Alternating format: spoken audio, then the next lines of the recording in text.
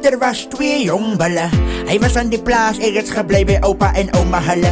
Diep in die lokasie, en Pieter was die een vir die garasie. So ek het my altyd by hom loop kuier op die plaasie. Altyd op 'n missie op ander se plase.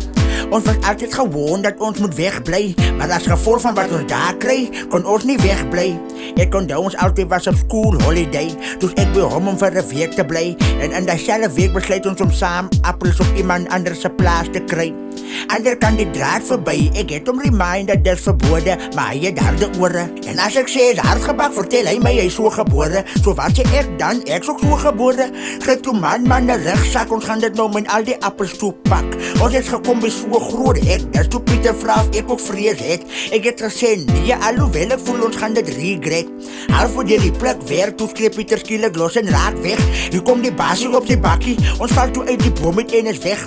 Halko voor die basie ons kry, toe ek weer sien, halko Pieter reg verby, spring toe reg oor om die doringdraad te vermy. Ek skree toe nog agterna, wag vir my. Daai was die moment van pyn wat ek moes beleef het. Hy het nie eens gewag vir my, my een hol bang was deur die doring se draad gesny. Amper mos afgesny, ja.